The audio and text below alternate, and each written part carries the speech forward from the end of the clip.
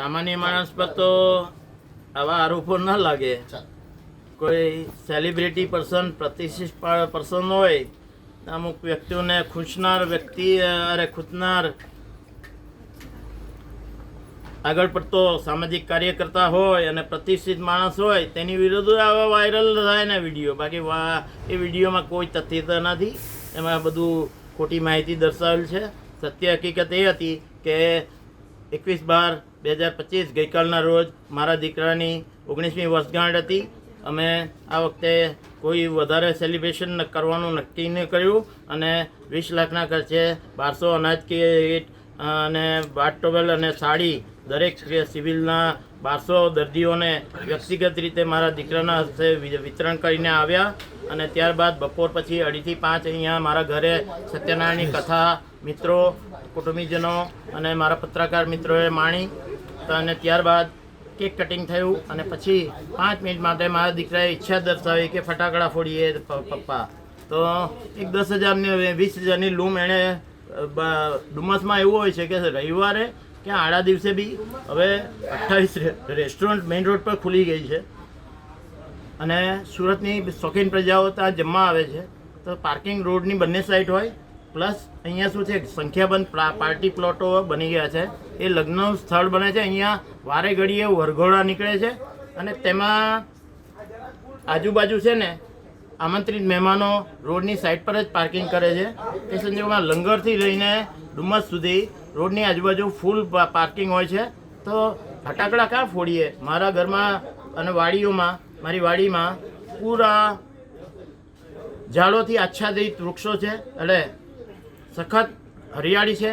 તે સંજોગોમાં એમાં પક્ષીઓના ઘરો છે, હજારો પક્ષી રહે છે અને તે લોકોને ડિસ્ટર્બ થાય અને એ ફટાકડા ફૂટે એવું નહોતું. તે સંજોગોમાં ઘરે મંડપ બનાવેલો હતો, કથા મંડપ માટે મંડપ અને પછી બધાના ભોજન કરાવવા માટે મંડપ બનાવેલો હતો. તે સંજોગોમાં અંદરની પ્રિમાઇસીમાં ફટાકડા ફૂટે એવું નહોતું. તો 2-5 મિનિટ માટે મારા છોકરાએ 20,000ની ફટાકડાની લૂમ ફોડી અને મારા હાથમાં પેલી હમણાં ચાઇનીઝ મસાલા આવે ને તે હતી. તે પેલા એક ભાઈને બહુ રોક્યો, બધાએ, મારા ગાર્ડ્સ, બોડીગાર્ડ્સ, મારા ગનમેનોએ, પછી મારા મિત્રોએ, પત્રકાર મિત્રોએ બી એને રોક્યો, પણ એણે મારી પર ગાડી ચડાવી દીધી. તો તેમાં તમારી પર ગાડી હું આગળ થોભેલો, હું તો પાછળ ધ્યાન જ નહોતો આપતો, વચ્ચે હું જ થોભેલો હતો. તો બીજી સાઈડના બધા ઉભા રહેલા હતા. લંગરથી ડુમસ જનાર ઉભી રહેલી હતી લાઈન. 5 મિનિટનો સવાલ હતો. બધા કે 2 મિનિટ થોભો ને. તો એ ભાઈને ધીરજ નહીં રહી. હવે સળગતા ફટાકડામાં એને હું જવા દઉં તો પરિસ્થિતિ શું થાય કે એની ગાડી જૂના પ્રકારનું મોડલ હતું કંઈ, તેમાં પેટ્રોલની ટાંકી લીકેજ હોય, આ હોય, તો સળગતા ફટાકડાની લૂમમાં એ જાય તો તે સંજોગોમાં એનું જાનનું જોખમ હતું બંને જણાનું. અને તે સંજોગોમાં હું હટ્યો નહીં તો એણે મારી પર ગાડી જવાનો પ્રયત્ન. બટ નેચરલ તમે પર કોઈ એવું થાય તો તમે મસાલ એમાં ફેરવાઈ ગઈ.